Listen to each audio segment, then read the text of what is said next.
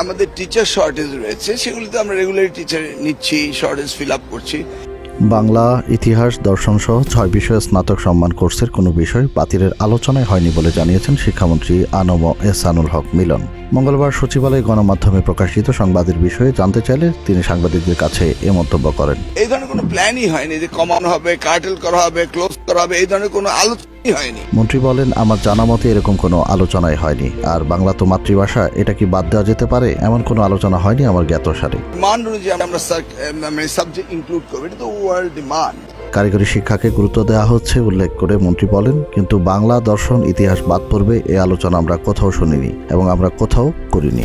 EFT সেটা সম্পর্কে আলোচনা হয়েছে। এদিকে জাতীয় বিশ্ববিদ্যালয় এক সংবাদ বিজ্ঞপ্তিতে জানিয়েছে, স্নাতক পর্যায়ের কোনো কোর্স বন্ধের বিষয়ে সরকার বা জাতীয় বিশ্ববিদ্যালয় কর্তৃপক্ষ কোনো সিদ্ধান্ত নেয়নি। অন্যদিকে সচিবালয়ে এক সংবাদ সম্মেলনে প্রধানমন্ত্রীর তথ্য উপদেষ্টা জাহিদুর রহমান বলেন, অনার্স বাতিল হচ্ছে কিছু বিষয়ে, এটা আমি নিউজ হিসেবে দেখেছি।